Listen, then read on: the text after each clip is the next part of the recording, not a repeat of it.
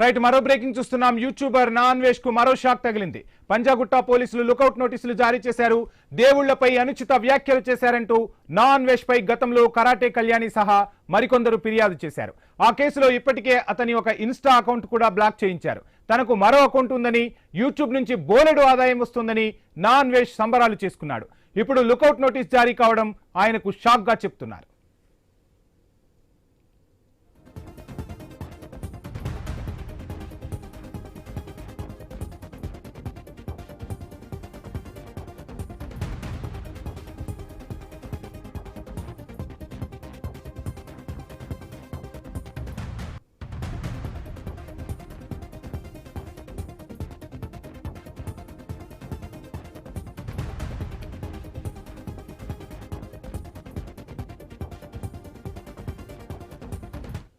YouTuber నా అన్వేష్ కు మరో షాక్ తగిలింది. పంజాగుట్ట పోలీసులు లుకౌట్ నోటీస్ జారీ చేశారు. దేవుళ్లపై అనుచిత వ్యాఖ్యలు చేశారంటూ నా అన్వేష్ పై గతంలో కరాటే కళ్యాణి సహా మరికొందరు ఫిర్యాదు చేశారు.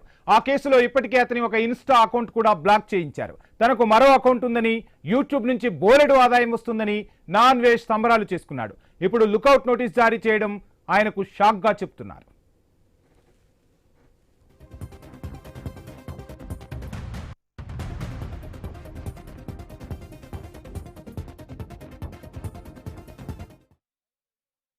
మనతో మాట్లాడేందుకు పోరెడ్డి కృష్ణకాంత్ గారు ఫిర్యాదుదారు ఫోన్ ఇన్ లో ఉన్నారు. వారితో మాట్లాడి మరిన్ని విషయాలు తెలుసుకునే ప్రయత్నం చేద్దాం.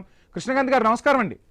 నమస్తే అండి. సో మొత్తంగా ఫిర్యాదుకు పోలీసుల నుంచి అయితే స్పందన లభించినట్టుగా తెలుస్తుంది. లుకౌట్ నోటీసులు అయితే జారీ చేశారు. సో ఎలా చూస్తున్నారు ఈ నోటీసులను?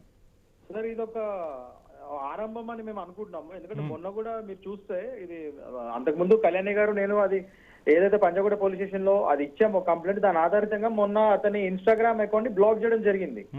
48 hours బ్లాక్ అయింది. బట్ అతను మళ్ళీ అతని యొక్క టీమ్ తో రకరకాల అపీల్స్ పెట్టుకొని మెటా కంపెనీకి, meta company is private company, 1 million followers above A account ఉన్నా కూడా వాళ్ళు వదులుకోరు, ఎందుకంటే వాళ్ళకి రెవెన్యూ అది. సో మళ్ళీ నేను కంప్లై అవుతాను అది ఇదని రకరకాల అపీల్స్ పెట్టుకొని అడుక్కుంటే మెటా కంపెనీని మళ్ళీ రివోక్ చేశారు ఆ అకౌంట్ ని. సో అదే రోజు నేను Kalyani garu we have gone to the Panjagutta police station. First of all ఇక్కడ పంజాగుట్ట పోలీస్ స్టేషన్ వారికి వాళ్ళ యంత్రాంగానికి మేము చాలా థ్యాంక్స్ చెప్తున్నామండి, నేను కళ్యాణి గారు. బికాస్ ఏసీపీ మురళీకృష్ణ గారు and CI Ramakrishna garu they have cooperated so well with us. So immediately ఆ రోజు నైటే మాకు ఎల్ఓసి మా ముందే టైప్ చేసి they have forwarded to the DCP office, and DCP office నుంచి పాస్పోర్ట్ ఆఫీస్ కి పంపించడం జరిగింది. ఎందుకంటే ఇతను పాస్పోర్ట్ నెంబర్ ని కన్ఫర్మ్ చేసుకోవాలి కదా, పాస్పోర్ట్ నెంబర్ సేమ్ మేము ఇచ్చింది కరెక్టా కదా అన్నది. సో అది కన్ఫర్మ్ చేసుకుని ఆ పాస్పోర్ట్ నెంబర్ ఆధారితంగా ఇప్పుడు ఎల్ఓసి ఇష్యూ చేయడం జరిగింది. ఇవాళ మాకు అది ఇన్ఫార్మ్ చేసి కన్ఫర్మ్ చేశారు. కృష్ణకాంత్ గారు చూస్తున్నాం, ఇన్స్టా అకౌంట్ బ్లాక్ అయిన తర్వాత ఆ వికృత చేష్టల్లో ఎక్కడా మార్పు రాలేదు, ఎక్కడా పశ్చాత్తాపం కనిపించిన దాఖలాలు లేవు. ఇన్స్టా పోతే నాకేంటి, ఉంటే నాకేంటి, దాని నుంచి నాకేమైనా ఆదాయం వస్తుందా, నాకు యూట్యూబ్ ఉంది, నన్ను ఎవరు ఏం చేయలేరంటూ తన వికృత చేష్టలను ప్రదర్శించిన పరిస్థితి. సో ఇంకా తనలో మార్పు రాలేదనేది ఆ వ్యాఖ్యల ద్వారా మనం భావించవచ్చు అంటారా? సార్ పశ్చాత్తాప పడితే అట్లీస్ట్ మనం క్షమించే ఛాన్స్ ఉండేది. అసలు పశ్చాత్తాపం అనేది ఏ కోణంలో కూడా కనబడట్లేదు.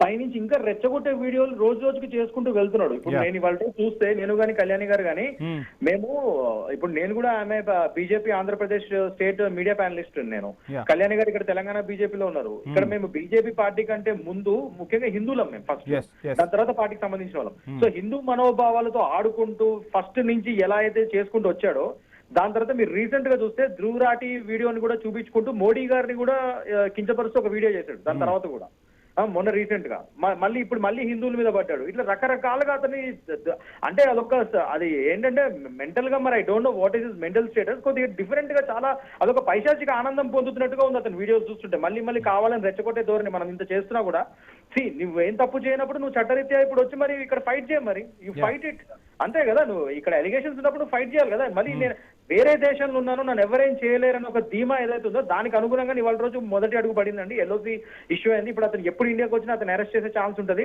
అట్ ద సేమ్ టైం ఈ ఎల్ఓసిని ఇప్పుడు అతను ఏ దేశంలో ఉన్నాడో అది చూసుకొని ఆ దేశం యొక్క ఫారెన్ ఇమిగ్రేషన్ వాళ్ళకు కూడా మనము వీళ్ళు నోటిఫై చేయొచ్చు, పోలీస్ వారు ఎల్ఓసిని ఇతని మీద ఇష్యూ అయిందని వాళ్ళు నోటిఫై చేయొచ్చు అక్కడ. సో దాని ప్రకారంగా ఇంకా ఫ్యూచర్ లో కుదిరితే రెడ్ కార్నర్ నోటీస్ అది కూడా అంటే మేము ప్రయత్నం అయితే చేయగలుగుతాము, ఎంతవరకు సక్సెస్ అయితే మాకు తెలియదు. But red corner notice issue అయితే మాత్రం they can arrest him, they can apprehend him and extradite him from there. So అంటే ఇప్పుడు ఏంటి, అన్వేష్ కి నేను ఎక్కడో విదేశాల్లో ఉన్నాను కాబట్టి లుకౌట్ నోటీసులు నన్ను ఏం చేయలేవు, ఈ ఫిర్యాదులు నన్ను ఏమి చేయలేవన్న ధైర్యంతోనే ఇంకా పేటరేగిపోతున్న పరిస్థితి లాగా మనం భావించవచ్చు అంటారా? అండ్ ఇప్పుడు డబ్బులు సంపాదించాలి యూట్యూబ్ నుంచి అంటే రకరకాల మార్గాలు ఉంటాయి, కానీ ఇలా రెచ్చగొట్టి డబ్బులు సంపాదించే మార్గాన్ని ఎవరు కూడా హర్షించరు కదా. సో ఏంటి, ఎందుకు అసలు ఈ మార్గాన్ని ఎంచుకున్నాడు అనుకోవాలి అతను? అదే సార్, అతని పైశాచిక ఆనందం అదే, అతను మెంటాలిటీ. అతనితో ఎవరైనా ఇంకా వేరే శక్తులు ఏమైనా, వేరే ఇతర వాళ్ళు, ఇతర సంఘాలు ఏమైనా చేయిస్తున్నారా? వీ డోంట్ నో కదా. ఏమైనా ఫండ్స్ వస్తున్నాయి అతనికి. మేము దాని పరంగా కూడా పోలీస్ వారిని మేము ఇచ్చిన కంప్లైంట్లు అవి కూడా అడిగాం. అతనికి ఏమన్నా వేరే విధంగా ఫండ్స్ ఏమైనా వస్తున్నాయి ఇలాంటి రెచ్చగొట్టే వీడియోలు చేయడానికి, ఏంటో ఆ విషయంలో కూడా దర్యాప్తు చేయండి. కృష్ణకాంత్ గారు ప్లీజ్ హోల్డ్. కరాటే కళ్యాణి గారు కూడా మనకు ఫోన్ ఇన్ లో అందుబాటులో ఉన్నారు, వారిని కూడా అడిగి వివరాలు తెలుసుకునే ప్రయత్నం చేద్దాం. కళ్యాణి గారు నమస్కారం అండి.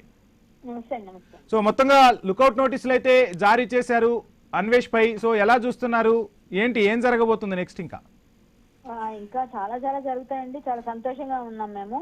ఎందుకంటే ఇప్పుడు ఏది ఏమైనప్పటికీ కూడా వాడికి లుకౌట్ నోటీస్ దగ్గర రెడ్ కార్నర్ కూడా రావాలని ఆశిస్తున్నా. సో లుకౌట్ నోటీసులు ఇచ్చేసినంత మాత్రాన కాదు అని మేము దులిపేసుకోం సార్, ఇంకా ఫైట్ చేస్తాం గట్టిగా. సో మేము ముందు చెప్పాము, ఇప్పుడు చెప్తున్నాం. మొన్న ఏ రోజైతే ఇన్స్టా బ్యాన్ అయిందని వాడు అనుకుని ఆనందపడి అందరూ మంచి పని అయింది ఇలాంటి వాడికి అవ్వాలి అనుకునే లోపల మళ్ళీ తిరిగి వచ్చిందని వాడు ఓవర్ యాక్షన్ చేసిందంతా చూసాం మనం. ఎన్ని రకాల చేశాడు. అయినప్పటికి కూడా మాకేం బాధ, ఎందుకంటే మాకు తెలుసు ఏం జరుగుతుంది, ఏం ప్రాసెస్ మేము చేస్తున్నాం, ఏ విధంగా మేము ముందుకు ఫైట్ చేస్తున్నాం. కాబట్టి వాడు ఏమనుకున్నా మేము నవ్వుకున్నాం. సర్లే ఫోన్లే 4 రోజులు ఆగరా బాబు అని మనసులో అనుకున్నాం. పోలీసుల దగ్గరికి వెళ్ళాం. మేము చెప్పాల్సినంత మేము చెప్పాం. ఏం సార్ ఇంత ఈజీగా తీసుకోవడానికి లేదు, ఇది ఇష్యూ చాలా గట్టిగా ఉంది సార్.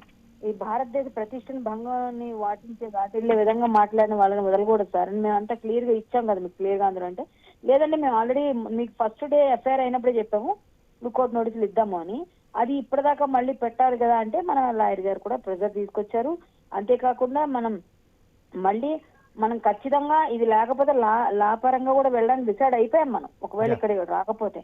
కానీ పోలీసు వారి స్పందన బాగుంది కాబట్టి తెలంగాణ పోలీసులకి, పంజాగుట్ట పోలీసులకి ధన్యవాదాలు, ఏసీపీ గారికి అలాగే సిఐ గారికి. కానీ ఒకటైతే నేను చెప్పగలనండి, ఇది ఇక్కడతో ఆగదు మా పోరాటం. యూట్యూబ్ బ్యాన్ అయ్యే వరకు, వాడు యూట్యూబ్ బ్యాన్ అయిపోతే వాడికి మొత్తం టోటల్ అంతా ఇదైపోతుంది, అప్పటికి సగం దిగుతుంది. సో అంటే ఆర్థిక మూలాలు ఆగితే గానీ అప్పటి వరకు ఆ మనిషి నోరు ఆగే పరిస్థితులు లేవంటారా? అది క్లియర్ అండి, అది క్లియర్. అతనే కానీ కళ్యాణి గారు మొన్న ఇన్స్టా బ్లాక్ చేసిన తర్వాత అన్వేష్ మాట్లాడిన మాటలను చూస్తే అందరూ కూడా అసహించుకున్న పరిస్థితి. సో ఇన్స్టా పోతే ఏంటి, ఉంటే ఏంటి, దాని నుంచి నాకేమైనా ఆదాయం వస్తుందా, అది పోతే ఇంకోటి అంటూ మాట్లాడారు తప్ప ఎక్కడా కూడా పశ్చాత్తాపం కానీ ఎక్కడా కనిపించట్లేదు. అంటే అవసరానికి తగ్గట్టు మాట్లాడుతున్నాడు అనే పరిస్థితులు కనిపిస్తున్నాయి, అలానే బిహేవ్ చేస్తున్నాడు. సో ఎలా చూస్తున్నారు తన బిహేవియర్ని?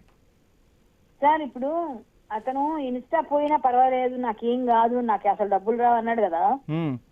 మరి అంత క్లియర్ గా ఉంటే ఇన్స్టాగ్రామ్ అతనే టోటల్ గా రిమూవ్ చేసుకోవచ్చు కదా. అంత దమ్ము ఉంటే, అంత ధైర్యం ఉంటే తీసేయచ్చు కదా. పనికిరాదు కదా.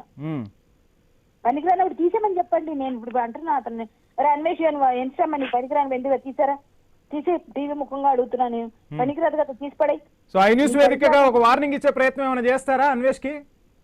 వార్నింగ్ అంటే వాడికి ఎన్ని చేస్తే వాడికి అంత చుట్టుకుంటా ఉంటది.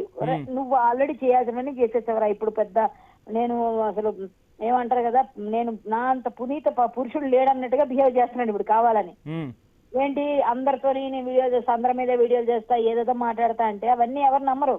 ముందు నువ్వేం మాట్లాడావు, సీతమ్మ గురించి ఎలాంటి పిచ్చి పిచ్చి వీడియోలు చేసావు, ఎలాంటి మాటలు మాట్లాడావు, భారత ప్రధానమంత్రిని అనడానికి నువ్వెవడవరా అసలు? నువ్వెవడవి? భారత ప్రధానమంత్రి గాడిదతో పోల్చావు. భారత ప్రధానితో నువ్వేమైనా ఓటేసి గెలిపించావు? ఇక్కడ గెలిపిలే కదా.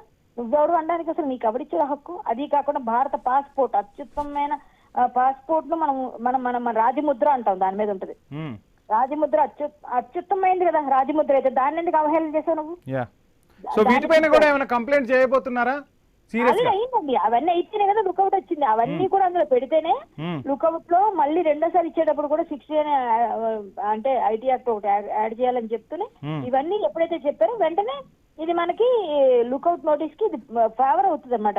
అది ఏమి అసలు దేశద్రోహం చేసిన వాళ్ళకి ఇస్తారు సార్ లుకౌట్ నోటీసులు, లేకపోతే తప్పించుకోవాలని వేరే వాటికి వెళ్ళిపోవాలనుకో. వాడు ఏమంతా చేయకపోతే ఎందుకు ఇచ్చారు పోలీసులు? మా కేసులో ఏమాత్రం పసలేకపోతే ఎందుకు ఇస్తారు? ఇప్పుడైనా వాడిని సపోర్ట్ చేసే అడ్డగాడిదలు అందరూ కళ్ళు తెరుచుకోవాలి. రైట్. సో మొత్తంగా అయితే పోరాటం కొనసాగుతుందంటారు? ఖచ్చితంగా అండి, ఆగేదే లేదు. వాడు యూట్యూబ్ కూడా తొందరలో వార్త వింటాం. రైట్ థ్యాంక్ యూ కళ్యాణి గారికి, కృష్ణకాంత్ గారికి ఐ న్యూస్ తరపున ప్రత్యేక ధన్యవాదాలు. సో మొత్తంగా నా అన్వేష్ పై అయితే లుకౌట్ నోటీసులు జారీ అయ్యాయి. త్వరలోనే అతన్ని ఖచ్చితంగా పోలీసులు శిక్షిస్తారు అన్న టాక్ అయితే వినిపిస్తోంది.